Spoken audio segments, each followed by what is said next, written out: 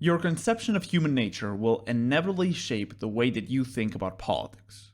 All ideologies seem to think that human nature is on their side, and in their minds this turns their political opinions into natural law, while exposing the stupidity of their opponents' ideas since they are clearly incompatible with nature herself. In this essay, we will delineate the different conceptions about human nature that can be found across the political spectrum. To do this, we will create a map, a political compass of human nature. This essay is a collaboration with Russell Walter. I highly encourage you to check his channel out. He is one of the best essayists out there. This map will be similar to the political compass. It will have two axes that will altogether create 4 different quadrants. However, the difference is that we will use liberation versus repression in the x-axis and peaceful versus violent in the y-axis. Let's define what we mean by these terms. Are humans violent by nature, or are we peaceful? This is one of the oldest questions of philosophy, and there have been more than enough people that have had both opinions. I believe that this is because it is difficult to reconcile the caring and sociable part of our nature that we might see with our family, lovers, and friends, with the absolute brutality that humans are capable of in contexts of crime and war. All sides of this compass agree that there is violence in the world, and quite a lot of it. However, the disagreement comes from the source of this violence. Is it intrinsic or is it learned? The side that argues that human nature is peaceful believes that people are naturally good, but that they are corrupted by society, and as a result, society is actually responsible for the cruel acts that people commit, not their nature. This means that in a perfectly good society, one which does not exploit or corrupt, but instead one that nurtures and gives, violence would simply cease to exist. On the other side, you have the violent view of human nature, which holds that humans evolved under harsh Darwinian conditions, in which aggression was beneficial. Therefore, this view holds that our instincts are themselves ineradicably violent. They believe that society is able to tame these instincts, indeed to repress them completely, but never to fundamentally change them. As a rule of thumb, we can also say that the ideologies that hold human nature to be peaceful are more egalitarian, while those who believe that we are by nature violent also tend to think that humans are inherently unequal, because violence implies some state of unequal power between aggressor and victim. On the y-axis, we have the second great question about human behavior. Should one embrace one's instincts, or should we resist and constrain them? We can define repression as the effort used to steer the behavior of the individual counter to their natural instincts. Of course, this is something tangible that we can observe. It is the pressure that an ideology puts on the individual through socialization, law, and perhaps most importantly, inner guilt. This pressure can be used to steer man in many different directions. The direction will of course depend on which instincts are being repressed. For example, if you repress our hedonistic tendencies, the result will be aesthetic chastity.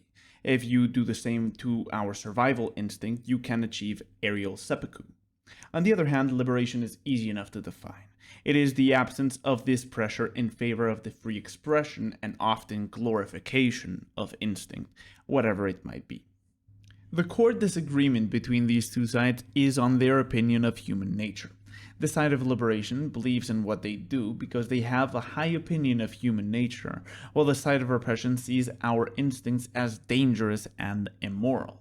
It is only logical that you will try to constrain human nature if you believe that it is inherently wicked, and that one should strongly oppose such measures if one believes that it is beautiful and good.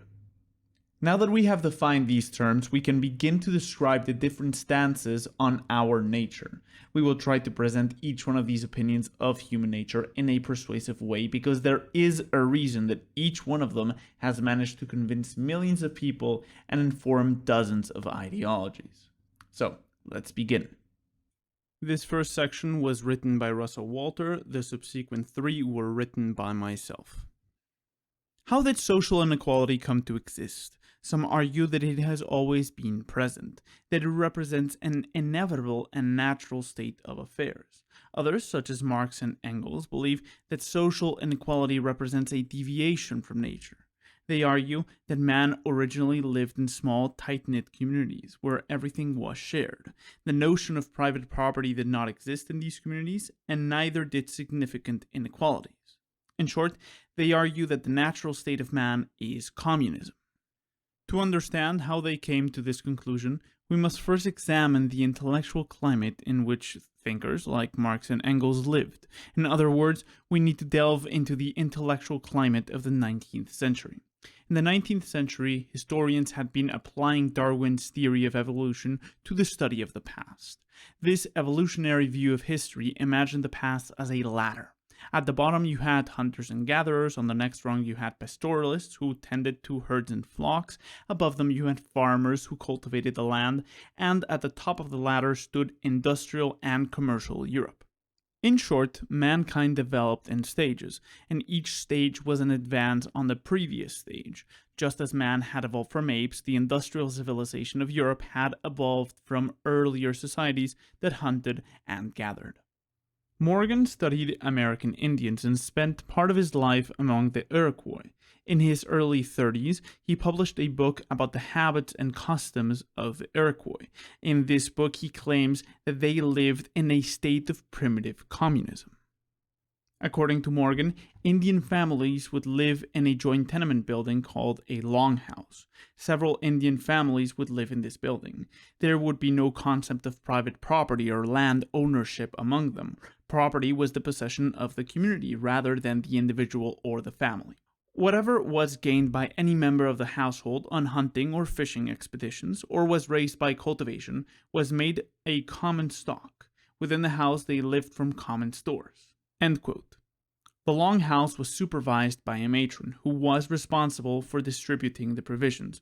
To quote Morgan once again, quote, "Every household was organized under a matron who supervised its domestic economy.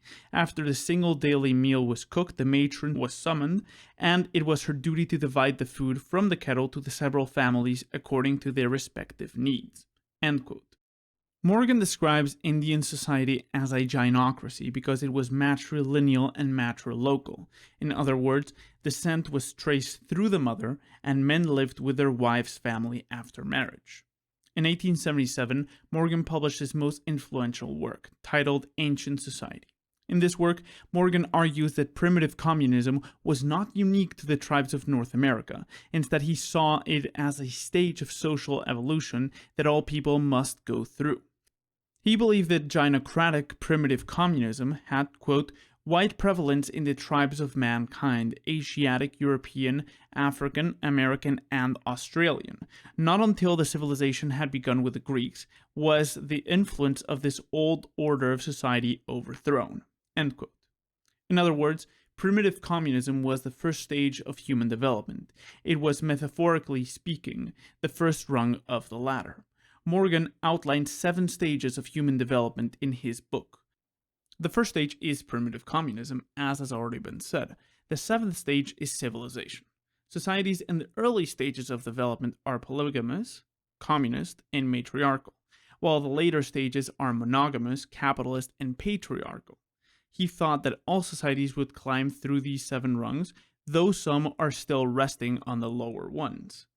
Most interestingly, for our purposes, he predicts that one day an 8th rung of the ladder will be climbed. This 8th stage of civilization will combine the benefits of present-day civilization while restoring the communal ownership that had existed in primitive societies. This idea became an important part of the socialist view of human history. Both Marx and Engels read Morgan and adopted his ideas. Morgan's ideas about primitive society also became dominant in the Soviet Union, and even Stalin incorporated some of them into his theories.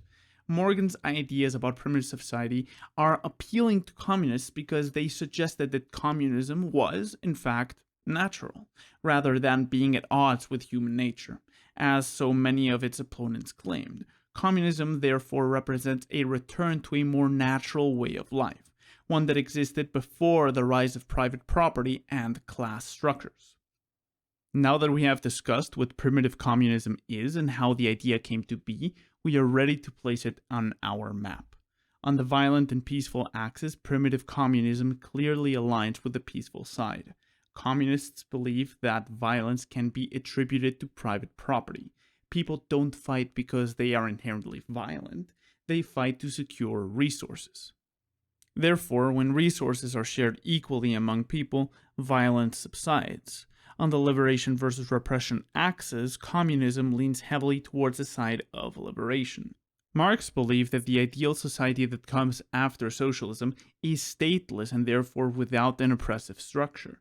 After the liberation from scarcity and class exploitation, each individual would have the freedom to authentically express themselves. In the early stages of human development, when tools were simple, survival relied on cooperation within small groups. Humans were largely altruistic and egalitarian because they had to be. But as society progressed, technological advancements allowed people to produce goods more independently, and as a result, they became more individualistic and competitive, prioritizing personal success and ownership over collective well-being. In the Communist Manifesto of 1848, he marveled that the Industrial Revolution had conjured up such gigantic means of production and exchange, to the point where there were now more goods that could be sold. He believed that this technological advancement would lead to a new type of society and to a new type of man. The eighth stage on the ladder would finally be climbed, and the end of history would be reached. Hobbes is seen historically as one of the more pessimistic thinkers when it comes to human nature. His view is that human nature is savage and that our life in the state of nature was, in his own words, nasty, brutish, and short. To understand this idea, we must first look at the life of Thomas Hobbes and what led him to think this way. Hobbes was born premature in 1588, allegedly because the invasion of the Spanish Armada scared his mother so much that she gave birth before the pregnancy was complete. He was later quoted as saying that his mother gave birth to twins, himself and Fear. In his adult life, he also experienced the English Civil War and the period of anarchy and almost constant conflict that followed the series of bloody civil wars between the parliamentarians, the royalists, the Irish, and the Scots. This led him to conclude that the breakdown of order, of state authority, led to suffering on a grand scale. In his famous work, Leviathan, Hobbes advocates for an all-powerful monarch to bring an end to anarchy. But one that was not king because God appointed him. Instead, he stated that the king's right to rule came from his obligation to protect the people from external threats, but even more from themselves when social order broke down. This was the first instance of the idea of the social contract. We should take into account that the English Civil War was a very mild war by historical standards, except for Cromwell's conquest of Ireland, but that's another story. When reading about the more brutal wars and crimes in history, one cannot help but to come to understand Hobbes' way of thinking. There is no lack of examples of brutal wars and massacres, but let's look at one of them, chosen for no particular reason: the sack of Aquileia by the Huns in 452. Not much is known about the siege other than the Huns broke into the city and then proceeded to brutally sack it. We do not know how many were killed, raped, and enslaved, but we can certainly say that thousands were butchered. We really do not need statistics to imagine this scene. A dozen Huns breaking into a house, killing the parents, raping the daughters, enslaving the survivors, and finally torching the home of a once happy family. Imagine the terrible suffering of this one scene alone, and now multiply it by 10,000 just for this one minor siege. If this scene does not convince you of the human capacity for violence, then multiply this unimaginable suffering of the siege of Aquileia by at least another 10,000 to account for all the sieges and sacks in history where a civilian population was massacred. Just from multiplication alone, we can imagine 100 million families being brutalized in the last 3,000 years. This is perhaps even a low estimate given the scale of the world wars: 90 million deaths, the Mongol invasions, 40 million deaths, the Chinese changes of dynasty, which are like 20-ish million deaths apiece, and so on. One can barely comprehend the suffering experienced during a single murder, mutilation, or rape. Therefore, millions of them are simply unimaginable. But perhaps the most interesting thing is to ask, Why did this happen? Did the Huns have any reason to massacre the city in such a brutal manner? Well, not really. The Huns were steppe nomads. There was nothing in Aquileia that they needed. Their pastoralist lifestyle really only needs grass and cattle. So what was the point of invading and sacking this far-off city? Well, their nomadic lifestyle led them to be great archers and warriors. This gave the Huns a lot of power. They could go anywhere, defeat the local armies, and do whatever they wanted. So they did. They decided to ride halfway across the world to rape and murder. To be more concise, the Huns put thousands of families to the sword because they could.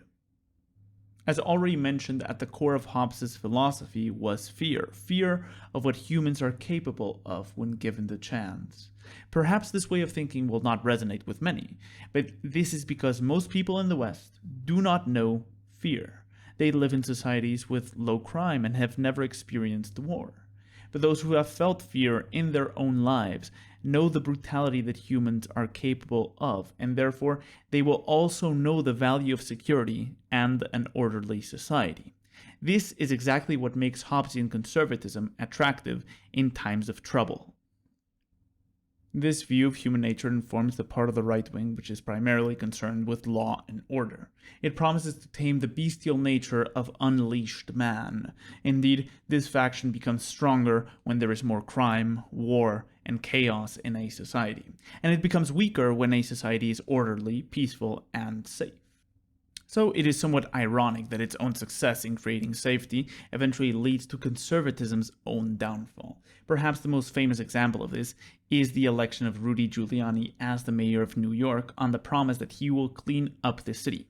After significantly reducing the crime rate, New York stopped voting conservative Hobbesian candidates, and the machine successfully unplugged itself.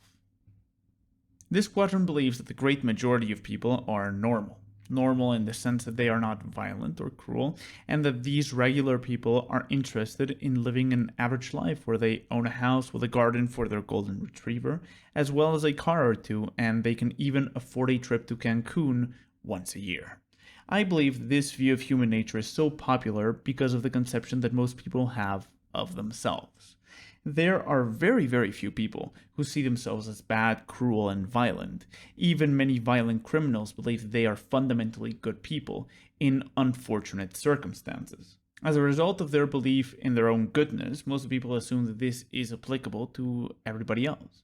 It is easy to see why this is so popular in orderly societies with low crime and relative prosperity. In such societies, the average individual is more interested in paying off their mortgage and going out with friends next Friday instead of robbing and stabbing his fellow citizens.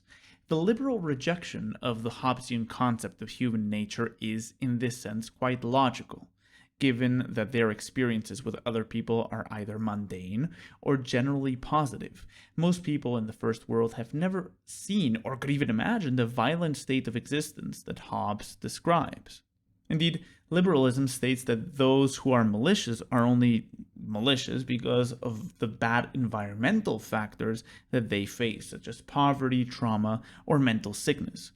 A liberal cannot imagine a rational actor choosing to commit violence. The ideological roots, of course, come from John Locke, the first lib. His ideas about human nature mostly come from his work, Two Treatises of Government. Here, he states that humans in the state of nature possess absolute freedom over themselves, which is granted to them by God. Locke believes that in the state of nature, all men are equal in their God-given rights to life, liberty, and property, and if any man were to infringe on the rights of another, this would represent a violation of man's rights, indeed, a violation of natural law itself. I think it is pretty safe to conclude that Locke thought that human nature was fundamentally good, since it was the creation of God himself. After all, John Locke was a lifelong Protestant. However, we must also take into account that in this view of human nature, he does not embrace liberation in the hippie sense. Classical liberalism still follows a religious morality that required the repression of certain instincts to be a proper God-fearing Christian. Indeed, later John Adams stated that our Constitution was only made for a moral and religious people. I think that it is important to draw a distinction between Locke's liberalism, which is often called just classical liberalism, and progressive liberalism, the type that is taught in university and can be found in the New York Times, which is strictly secular. It relies on the Declaration of Human Rights instead of God as the ultimate moral authority, and it's often justified through utilitarianism.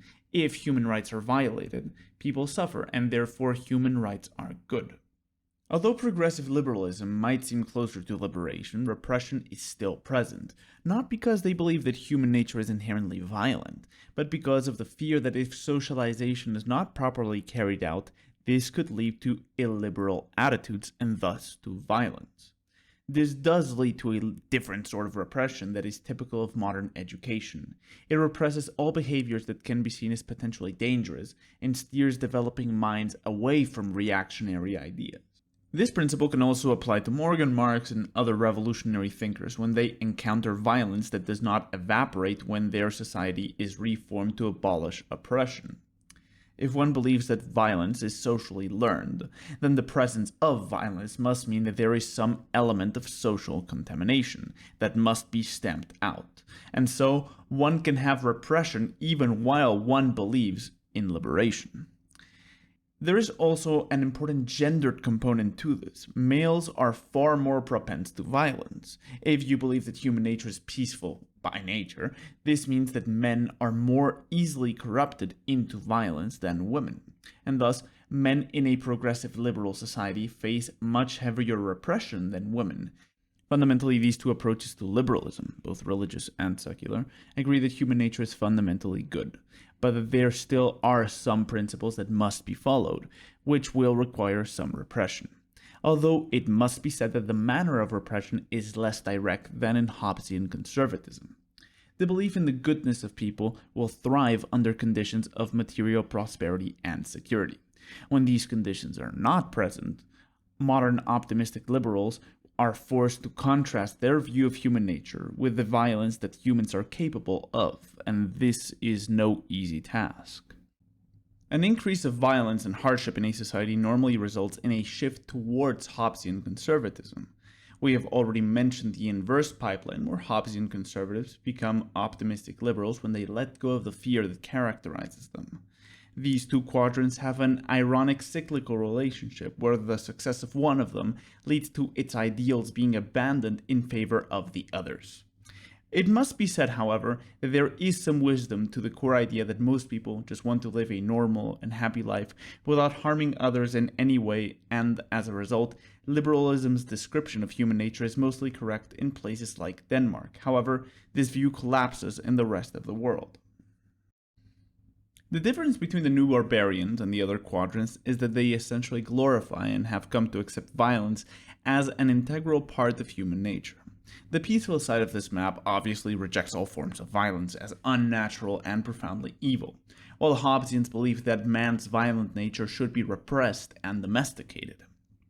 The people in this quadrant agree with the Hobbesians that human nature is brutal, as well as unequal, but they embrace it and choose to let human nature loose instead of trying to tame it. This position clashes directly with the morality embraced by all the other three quadrants, which repudiate violence. However, what is the rationale that this quadrant uses to justify its glorification of violence?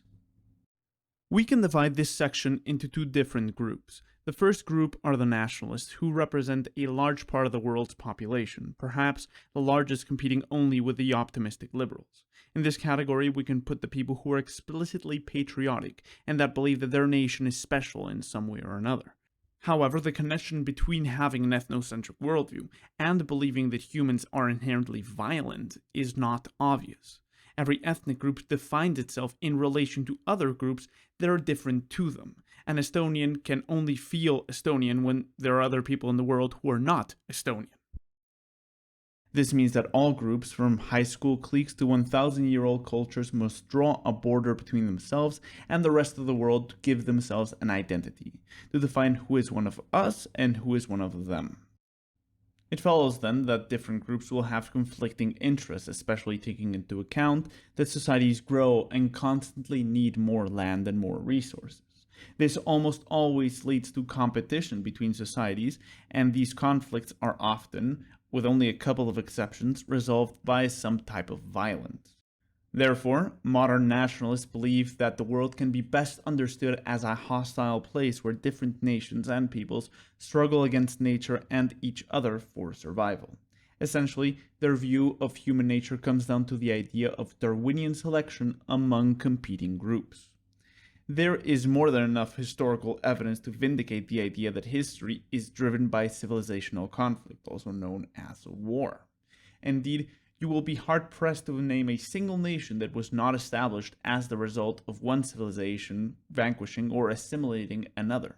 English, the language of this essay, is an Indo-European language. This language family originated from the Caucasus over 5,000 years ago. The ancestors of the English came down from the steppe and conquered the early European farmers, the EEFs. This is the reason that Indo-European languages are spoken from northern India all the way to Ireland. In the specific case of Britain, this conquest replaced approximately 90% of the EEF gene pool in a period of a couple hundred years, i.e. quite a brutal conquest. Indeed, historically one can observe that the cultures that are more militaristic and glorify violence tend to become more powerful and dominant. For example, it was no surprise that it was Prussia and not the Hansestädte that unified Germany. This means that violence between different peoples with conflicting interests is just a fact of life and a necessary part of group survival. Therefore, this quadrant does not shy away from violence because it sees it as something practical. It observes violence in Darwinian terms. This analysis might be called and amoral, but at least it can point to a historical precedent to justify itself. The second group is much newer but no less interesting. They can be best described as the aristocrats. They have many similarities with the nationalists. They also have a similar belief structure, but they take the idea of Darwinian struggle much further.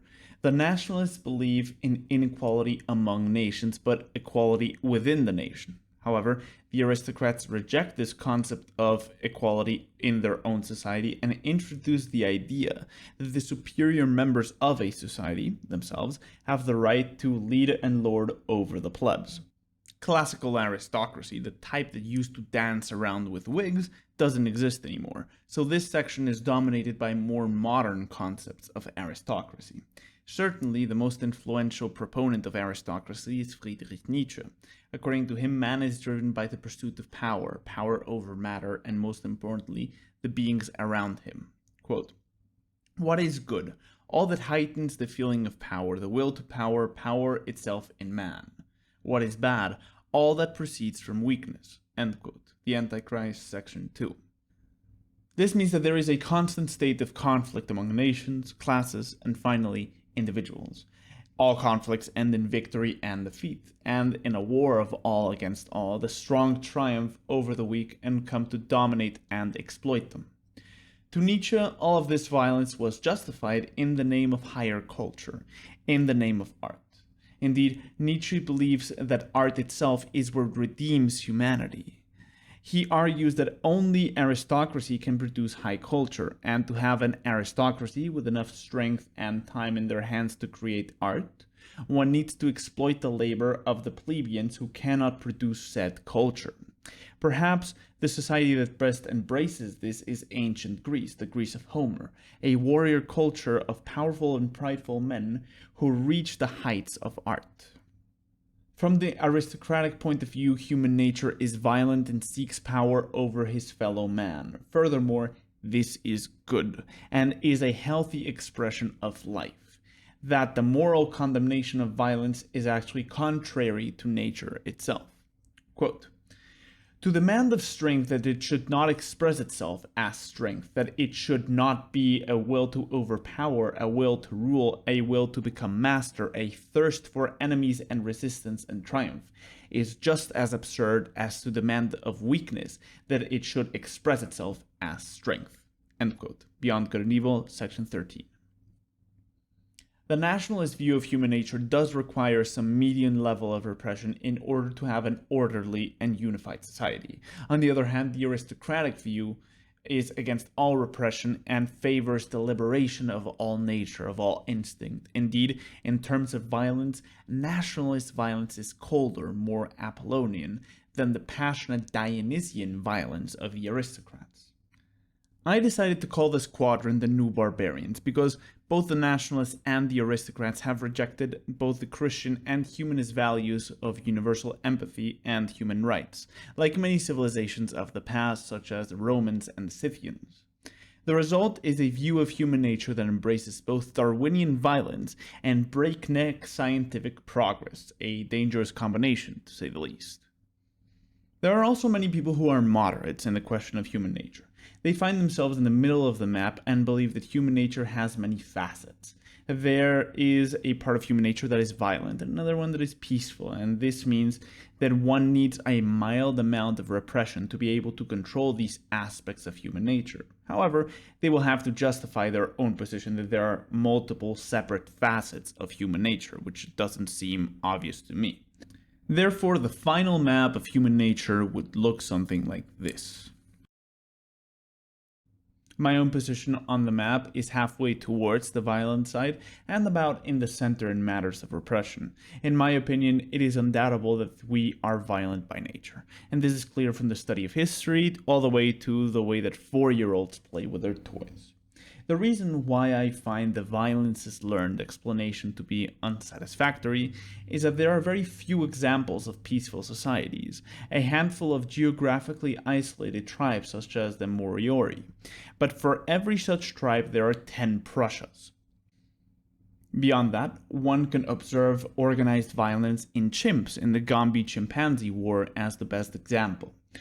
Are we really supposed to believe that these chimps were born peaceful and they were later corrupted into ambushing members of the other tribe and then beating them to death? Indeed, this is the exact accusation that was thrown at Jane Goodall, the researcher that observed this war. Her critics defended the past consensus that chimpanzees were naturally peaceful by arguing that the cause of the violent behavior was Jane herself, who gave the chimps bananas. On the side of repression and liberation, I am, strangely, a centrist.